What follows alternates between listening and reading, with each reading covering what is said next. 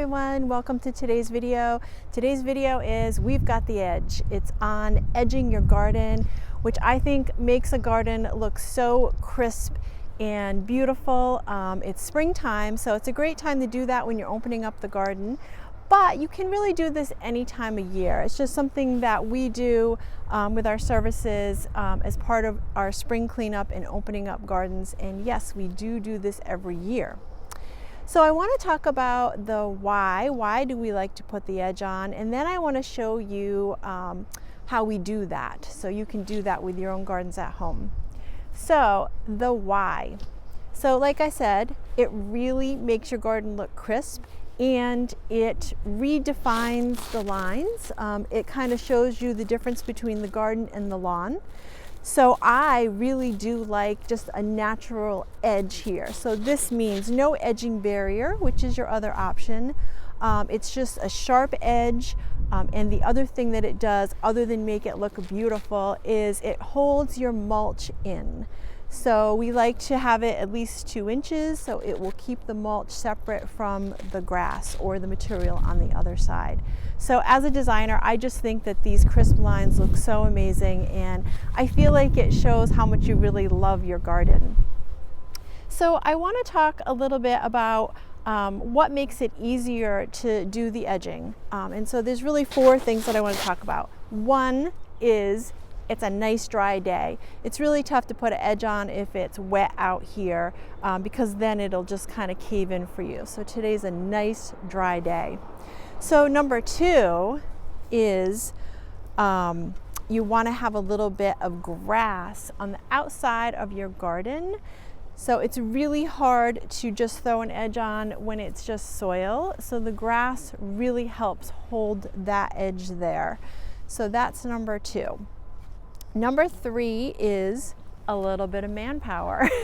So it is a tough job, and it's really nice if you can get a little help because it can be labor intense, and we've got our crew out here today. It also makes it go much quicker. But number 4 is to have the right tools, and there's 2 different ways that we'll do our edging. So I just want to walk you through that today. So we're getting into the how-to portion of our video, and I want to show you the 2 different tools that we use with our business here when we edge gardens. So the first one is this edging shovel that I have here in my hand. And we can walk you through how to do this at home. It's a little more labor intensive, so if you have a bigger garden, I think the gas-powered equipment is probably the way to go. It goes much faster. And what we use here is it's still, we go back and forth. Is it still or is it steel? But it's a still combi system. So what that means is it is gas powered, but there's different attachments that you can buy to go on the end. So the attachment that we use is called the bed redefiner attachment. There is an edging attachment, but Josh is the one that does most of the edges, and we can tell you a little bit about how he uses this and why he likes that attachment the best for these purposes here. So I have also seen, and we've got one kicking around in the shop somewhere, a half moon edger, and that's another nice way to put an edge on your garden if you're doing it manually. And it really is just that, just a half a circle here instead of this rectangular blade. So you want to make sure that if you're using either one, you have a nice sharp shovel. So the first step is, how do we know where to edge? Well, the good news is we are re-edging an existing garden bed. So that's really the topic of today. It's a little bit different if you're creating a new garden. But mainly what we do is we are just going around the edge and cleaning it up. So that means just following the shape.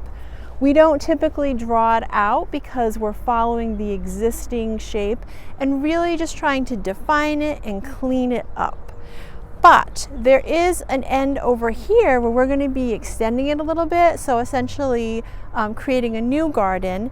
And what I typically do for that is I will paint the line out. So I have this marking paint here, so we can see it first, and then it's easier for Josh to follow it along with the edging or the shovel.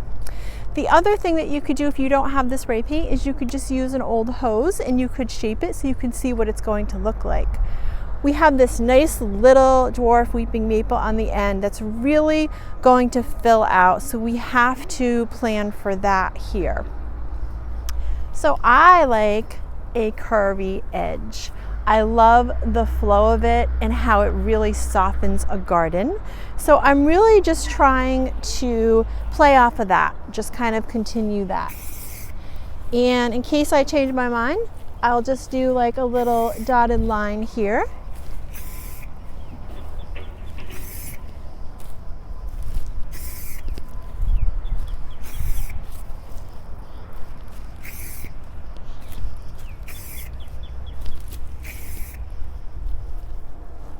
Okay, there we go.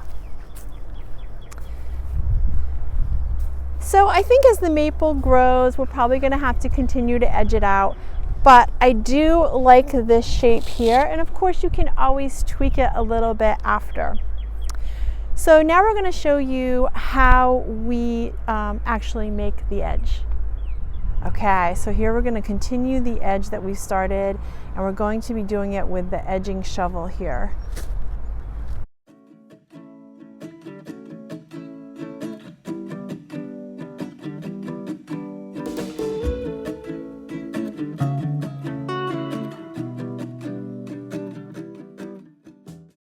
So as you can see, Josh is going down about 4 inches because the end product is going to be at least 2 inches room there, or depth, for the mulch to go. But just to get it cleaned up and to create your edge, you have to go a little bit deeper. And then he's just trying to follow the line there.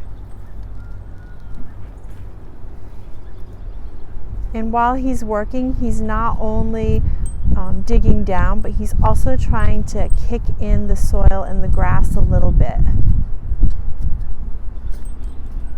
So it takes a little bit of leg muscle here. So we're going to start the combi unit here, the still system, and we're going to show you how this works here.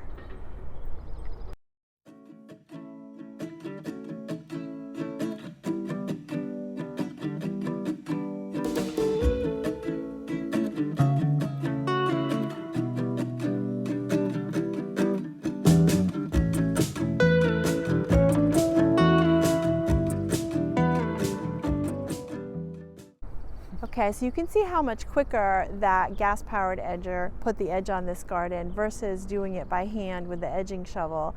But we were just talking about it, and I think number one, it's really important. You'll notice Josh has his shades on and it's not sunny out. Yeah. But it's important to wear some safety glasses when you do this because it can kick up a lot of soil or some debris and rocks. But we were just talking about how you do need a little bit of muscle to be running this. It is a little bit heavier, so some arm strength. And also you said you do like the bed redefiner attachment better than the edging attachment. Correct. For doing a gardening bed, the bed redefiner works much better to dig in that trench so you get that nice edge. But they do make an edger attachment too that's really good for edging up along like a driveway or like a straight line that's concrete, like a walkway, that sort of a thing. Right. That'll give you a really thin line. And we do a lot of curved island beds and foundation beds, so for us this does work much better. But also the other way to do it is by using the edging shovel, which you were saying you hadn't used in so long. Right, it's been a while. And it takes a lot of leg muscle. It does, yeah. So this I would recommend to have somebody a little bit stronger or bigger use something like this. They do make other brands that are much lighter, but you're just going to be losing a lot of power, that's all. So it might just take you a little bit longer. Right. Okay. Thank you. So now we've got a lot of our edge on here, and the next step is really cleaning up the edge, which Payne and Chalice are doing here, our down-to-earth gardeners, and it does make it go so much quicker. So really they're just trying to get the grass or the weeds away from the edge to help define it. And there's a couple of little hand tools here that makes the job a lot easier.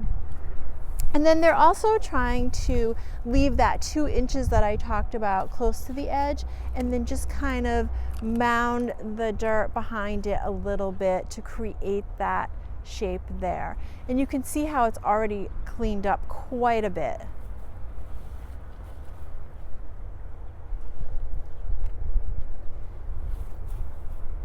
So after you get the edges cleaned out by hand a little bit, we like to go back over it again with a string trimmer, or otherwise known as a weed whip. So that is another attachment. That's another great thing about the combi unit, is Josh just switched out the attachment and put the string trimmer on there. And look at how sharp this looks.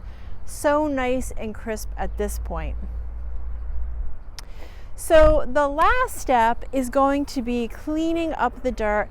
We really like to just kind of rake this out here, and you don't want to leave any of the dirt on your grass. It's going to kill the grass.